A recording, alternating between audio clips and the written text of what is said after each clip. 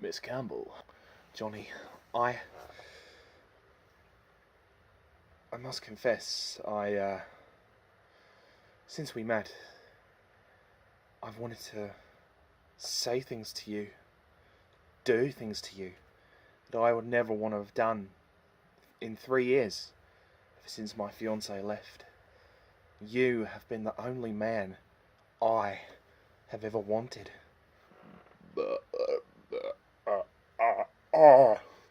Don't let the drugs affect you, Johnny. You got the love drugs.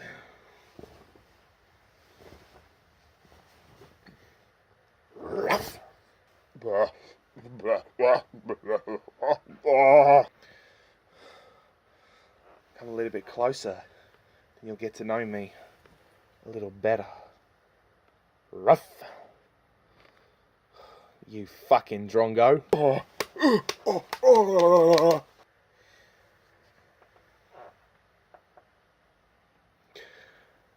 But I just want to thank you, Johnny.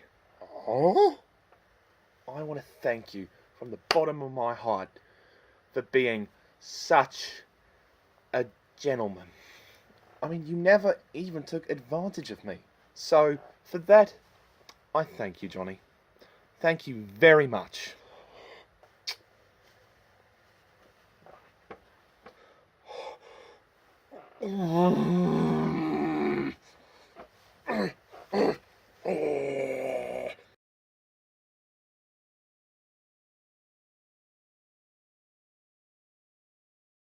Aha! Not so fast, Savage. You French coot. You've been rumbled, monsieur. Get this pathetic English coon out of here. This is my coronation. I expect to be crowned king. Get this fucking boom out of here. Not so fast. I have some hard evidence on you. Okay, I was wrong about the bishop. I'm sorry about showing your ass to everyone. I was wrong about that. But I'm definitely right about this. My subordinates have got the hard evidence to prove that you are a fraudster. Boff, play the clip. This is pathetic. Mr. English, it is wrong for a Frenchman to fuck an Englishman. Well, this is the only way if you want to be crowned king. Is this how you force the queen to abdicate? Oh no, my sides are splitting. Get it out! Get it out! Oh. Will a croissant do? Oh, sacre bleu!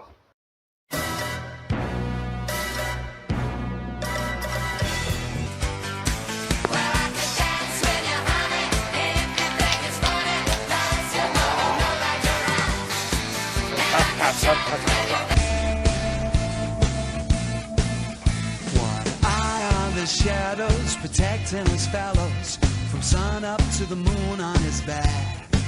Send the villains to Hades, a hit with the ladies, a stallion in the sack. You can't get your laugh back. The name's English. Johnny English. Hello everybody, and welcome to my review of the original film Johnny English from 2003. The first in the Johnny English film trilogy, as it is now a trilogy, and starring Rowan Atkinson, directed by Peter Howitt. Okay, so Johnny English. This film is not so recent anymore, as it came out in 2003. My goodness me, that was a long time ago. So this is the first of the trilogy, and basically the story of this film is that super spy named Johnny English is forced to go into the field to track down let me start again. Okay, the story of Johnny English is that Johnny English is this super spy who is called into action to uncover the mystery of the stolen Jules from the royal family. And he discovers this Frenchman known as Pascal Sauvage, who wants to seek control of the English throne and use England as basically a gigantic prison for all the criminals. Although he is told not to go in a million miles of Sauvage, because Sauvage is an ally of the British. But of course, hilarity ensues, and Johnny English, through a lot of comic mishaps, eventually tries to prove that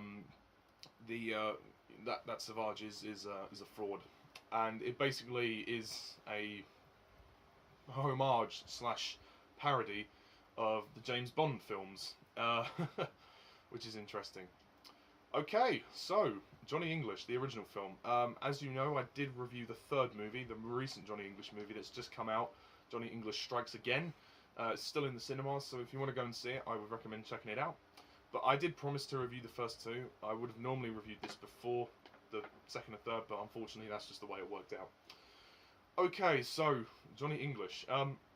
Actually, fun fact about this. If you know your Bond movies, you know that the two writers of the recent movies of the Daniel Craig eras and some of the Brosnan movies, Neil Purvis and Robert Wade, they actually helped write the script for Johnny English. So yeah, you can definitely see the see the Bondian influences here.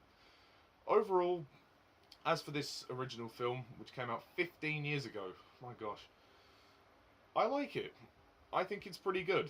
I think it's pretty funny. I think this is a fun, entertaining movie. It's 90 minutes long. It breezes by.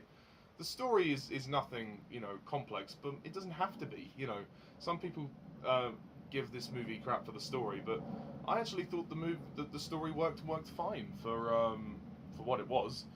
And I'm not saying this is a perfect movie by any stretch of the imagination, but the story was serviceable enough for you to care.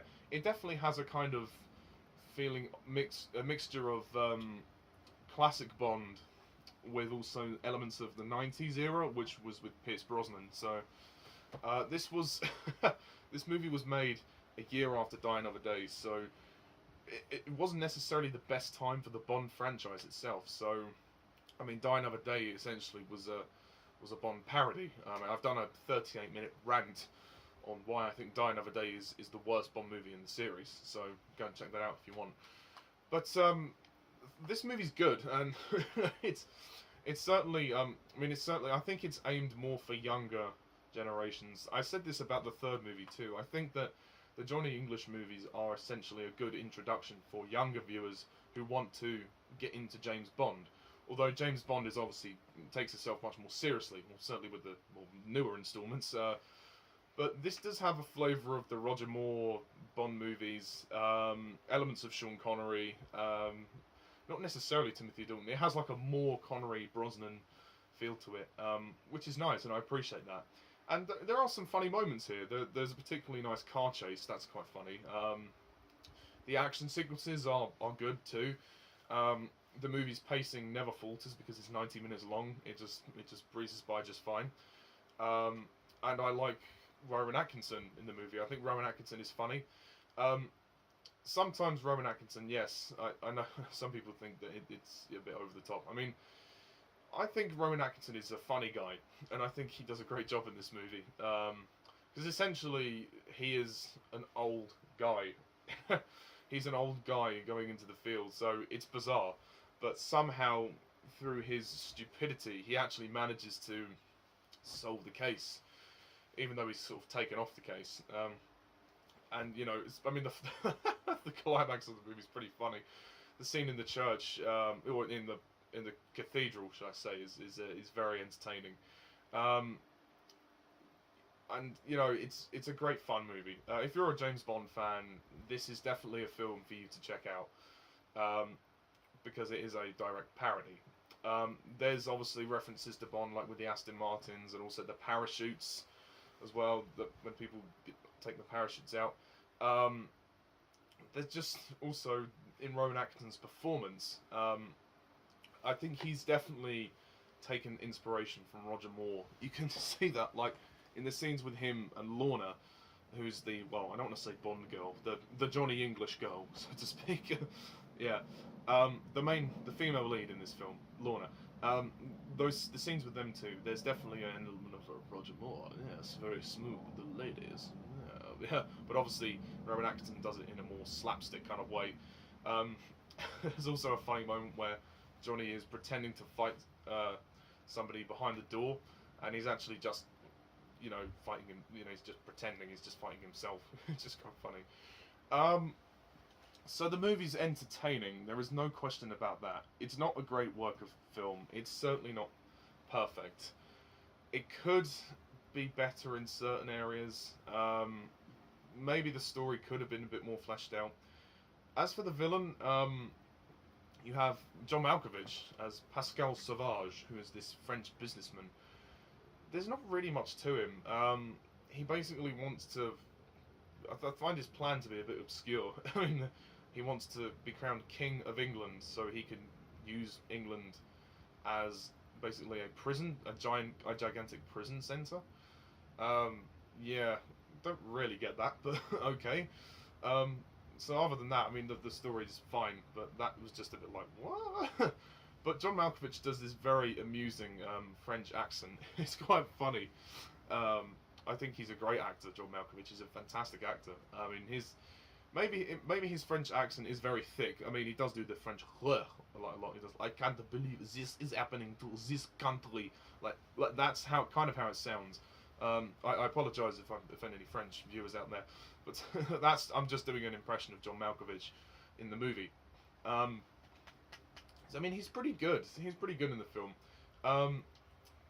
Ben Miller, who plays Boff in this movie, he's also good, just as good as he is in the third movie.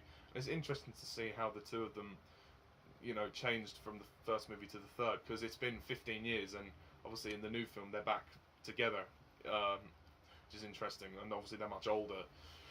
But I like Boff. He's really cool, and it's funny because he's the psychic, but he's the one that actually knows what he's doing.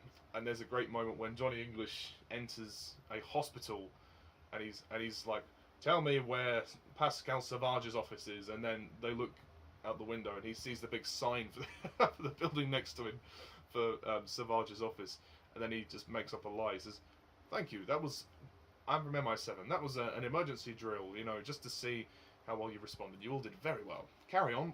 So there are some nice humorous moments in this movie.